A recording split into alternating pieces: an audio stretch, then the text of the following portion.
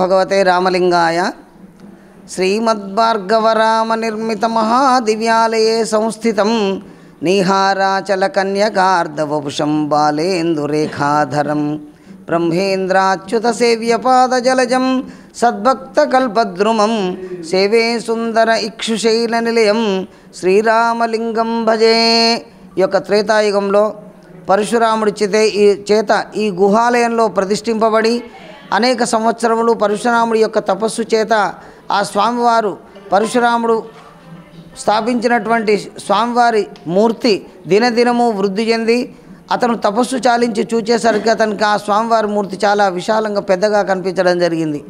అంతా ఆ యొక్క పరశురాముడు ఈ మూర్తి నేను స్థాపించింది కాదేమో, దీన్ని భిన్నం చేస్తాను, తొలగిస్తాను అని ఆ యొక్క శిరస్సు భాగంలో స్వామివారి శిరస్సు భాగంలో కాటు పెట్టేసరికి ఆ పరమశివుడు ప్రత్యక్షమై పరశురామ ఈ గుహాలయం లోపల ప్రతిష్ఠించి అనేక సంవత్సరములు నా గురించి విశేషమైనటువంటి తపస్సు చేసినటువంటి నీ పుణ్య ఫలితం వల్ల ఈ స్థలంలో నేనే వెలిసి ఈ యొక్క స్వామివారి మూర్తి వృద్ధి చెందింది అని ఆ యొక్క పరమశివుడు పరశురాముడికి చెప్పినట్టుగా స్వామివారి స్థల పురాణం. అంతేకాకుండా నీ తపస్సు ద్వారా ఇక్కడ వెలిసినటువంటి నేను కలియుగంలో మానవులకు కావలసిన ధర్మ అర్థ కామ్యములను అనుగ్రహించి మోక్షాన్ని ప్రసాదించడానికి నీ తపస్సు ద్వారా ఈ స్థలంలో వెలిశాను అని ఆ యొక్క స్వామివారు పరశురాముడికి చెప్పినట్టుగా స్వామివారి ప్రతీతి.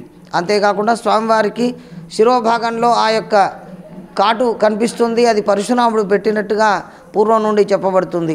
అంతేకాకుండా స్వామివారి జడల రామలింగేశ్వర స్వామి అని ఆ యొక్క స్వామివారి శిరోభాగంలో జడల ఆకృతిని పోలి ఉండడం వల్ల జడల రామలింగేశ్వర స్వామిగా ఆ స్వామి అనుగ్రహిస్తూ ఉన్నాడు మనందరినీ.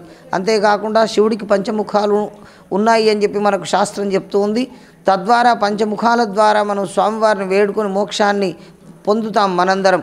అదేవిధంగా సద్యోజాత వామదేవ అఘోర ఈశాన తత్పురుష అనేటటువంటి పంచముఖముల చేత స్వామివారు పూజింపబడి మనందరినీ కూడా లోకంలో ఉన్న సకల జీవులను మానవులను అందరినీ కూడా మోక్షాన్ని ప్రసాదిస్తున్నాడు. అటువంటి స్వామివారు ఈ క్షేత్రంలో పరశురాముడు ప్రతిష్ఠించబడినటువంటి మూర్తి పశ్చిమాభిముఖంగా పడమర ముఖంగా ఉండడం వల్ల ఆ అఘోర స్వరూపంలో ఉండేటటువంటి శివుడి యొక్క తేజస్సు ఆ స్వామివారి మూర్తిలో ఉండడం, దానికి నిదర్శనంగా ప్రతి అమావాస్యకు లక్షలాది మంది వచ్చి స్వామివారిని దర్శించుకొని తరించడం, ఈ స్వామివారి దయ వల్ల మాకు సంతానం కలిగింది, మాకు ఆరోగ్యం బాగుపడింది, మేము చక్కగా ఆ స్వామివారి అనుగ్రహం వల్ల వృద్ధి పొందాము అని చెప్పి నిరంతరం ఈ స్వామి మాకు ఇలవేల్పు అని చెప్పి కొలుస్తూ ఉన్నటువంటి ఈ దివ్యమైనటువంటి ఇక్ష్వాద్రి అంటే చెరుకు ఘట్టు అని అనే పేరు సార్థకమైనట్లుగా చెప్పబడుతుంది. ఈ సంవత్సరం శోభకృతనామ సంవత్సర రథసప్తమి రోజు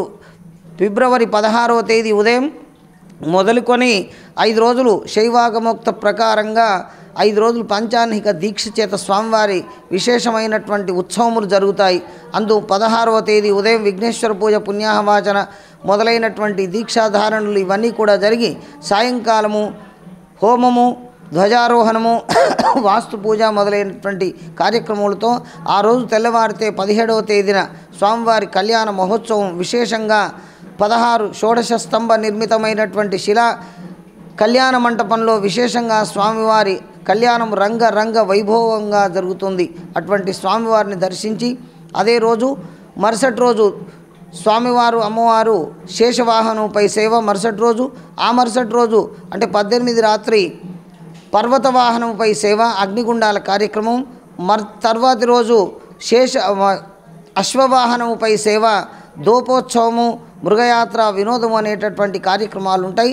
తదుపరి సాయంత్రం ఆ స్వామివారి పుష్పోత్సవము పుష్పయాగము ఇవన్నీ జరిగి ఏకాంత సేవలు జరిగి మరుసటి రోజు సాయంకాలము గజవాహనము పైన స్వామివారి గ్రామోత్సవం చెరువుగట్టు ఎల్లారెడ్డిగూడ గ్రామంలో గ్రామోత్సవం జరుగుతుంది. ఇటువంటి కార్యక్రమములన్నింటిల్లో భక్తులు పాల్గొని స్వామివారి యొక్క అనుగ్రహాన్ని పొంది సకల శుభాలు పొందాలని చెప్పేసి ఆ భగవంతుని ప్రార్థిస్తూ సకల భక్తులకు ఆ స్వామివారి ఆశీస్సులు కలగాలని ప్రార్థిస్తున్నాం. శతమానం భవతి శతాయ పురుష శతేంద్రియ ఆయుష్యేవేంద్రియే ప్రతిష్టతి లోకా సమస్తా సుఖినో భవంతు. పోత్రపాటి రామలింగేశ్వర శర్మ, ప్రధాన అర్చకులు, చెరుగొట్టు దేవాలయం.